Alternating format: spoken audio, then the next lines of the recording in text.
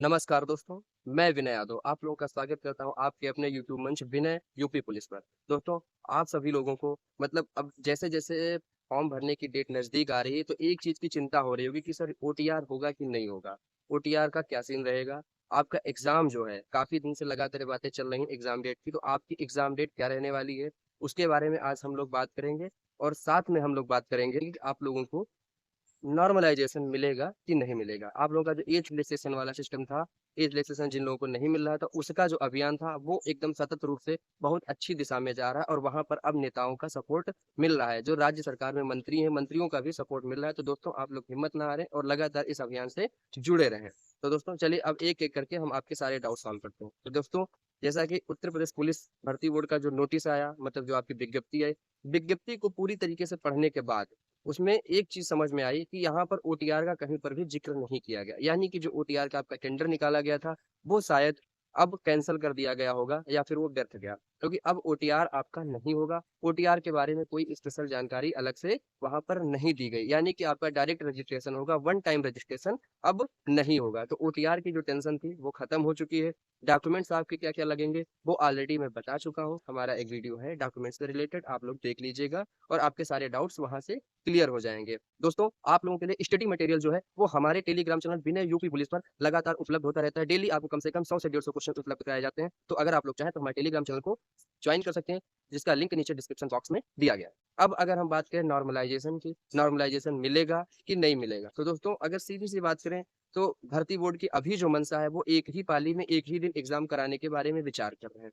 तो अगर आपका एग्ज़ाम एक ही पाली में और एक ही दिन होता है, तो बहुत ज़्यादा मतलब बहुत ज़्यादा का एकदम क्लियर है कि नॉर्मलाइज़ेशन खत्म हो जाएगा।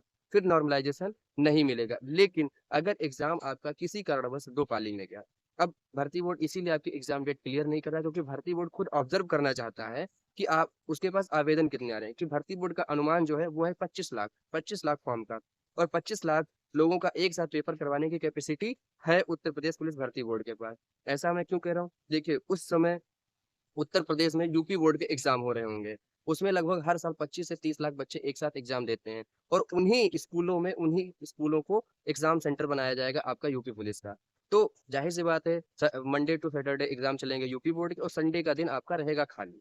तो संडे का एक दिन खाली रहेगा और वो चाहे आपका 11 फरवरी हो, चाहे वो आपका 18 फरवरी हो, चाहे आपका 25 फरवरी हो और या फिर आपका वो 4 मार्च हो, वो अलग चीज़ है। 3-4 मार्च जो भी है वो, लेकिन आपका एग्ज़ाम किसी न किसी संडे को ही करवाया जाएगा। संडे को एग्ज़ाम करवाने से ये फ़ायदा कि आपकी जो अनावश्यक भीड़ है, अलग से स्कूल खाली करवाने की जो टेंशन है, वो सारी दूर हो जाएगी और जो परीक्षा केंद्र होंगे, उनकी व्यवस्था में भी उनको कोई समस्या नहीं आएगी। आपके पेपर पहुँचा दिए जाएँगे कंपनी के द्वारा वहाँ और उसके बाद वहाँ से आपका आवेदन मतलब वहाँ से आपका जो एग्ज़ाम है, एग्ज़ाम करवा लिया जाएगा आराम से।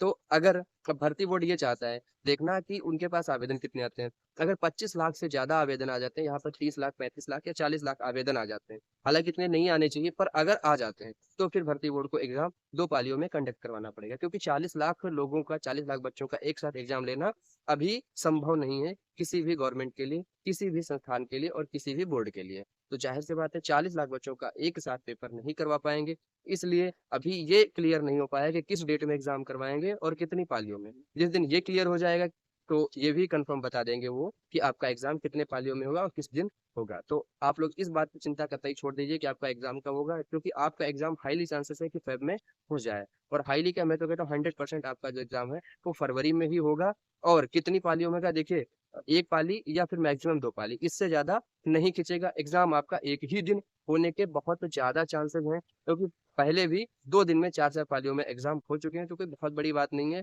आराम से हो जाएगा और अब उत्तर प्रदेश सरकार हो चाहे और या फिर उत्तर प्रदेश पुलिस भर्ती बोर्ड हो, कैपेसिटी दोनों के पास है मैनेजमेंट की, तो उस बात की चिंता कतई नहीं करनी है। ओटीआर आपका इस बार नहीं होगा और हाँ, एक चीज़ आप लोगों की कि ये डिजी लॉकर क्या है? तो दोस्तों, डिजी लॉकर का सीधा-सा सिंपल सा फंडा ये है कि आपके जो डॉक्यूमेंट जैसे कि आपका हाई स्कूल का मार्कशीट हो गया, इंटर का मार्कशीट हो गया, ग्रेजुएशन की मार्कशीट हो गई, आपका आय, जाति, निवास जो भी है, ऐसे प्रमाण पत्र आपके, ऐसे सर्टिफिकेट आपके जो आपके डिजी लॉकर पर आपने पहले से भी मतलब काफ़ी दिन पहले या आज या कल या कभी भी आपने वहाँ पर अपलोड कर रखे हुए हैं अपने आधार कार्ड के थ्रू। तो वहाँ पर कुछ नहीं करना, सीधे डिजी लॉकर में जाके एक अपनी एबीसी आईडी जनरेट होती है, ABC ID. ABC ID generate करना है और उस आईडी नंबर को जाके जब आप लोग फॉर्म भरेंगे तो वहां पे फिलअप कर देना है। आपको अलग से कुछ भी फॉर्म अपलोड नहीं करना पड़ेगा, कोई भी डॉक्यूमेंट अलग से अपलोड नहीं करना पड़ेगा।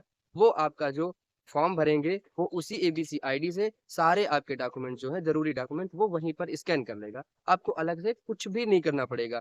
लेकिन अगर आपने डिजी लॉकर का उपयोग आज तक नहीं किया है, आपके डॉक्यूमेंट डिजी लॉकर पर उपलब्ध नहीं है, तो कोई बात नहीं है। डिजी लॉकर पर उपलब्ध नहीं है तो फिर आप लोग अलग से हार्ड कॉपी उनकी दे सकते हैं। कोई इशू नहीं रहेगा, आराम से आप हार्ड कॉपी फिलअप कर दीजिए। लेकिन अगर आपके डॉक्यूमेंट डिजी लॉकर पर उपलब्ध है तो एबीसी आईडी जनरेट करके आराम से एबीसी आईडी वहां फॉर्म में भर दीजिएगा और आपका काम आराम से हो जाएगा, कुछ भी अलग से नहीं करना पड़ेगा। तो दोस्तों ये थी आज की इन्फॉर्मेशन। अदर इन्फॉर्मेशन जो भी होंगी वो शाम तक या कल सुबह जब भी मिलेंगी आपको अपडेट कर दिया जाएगा।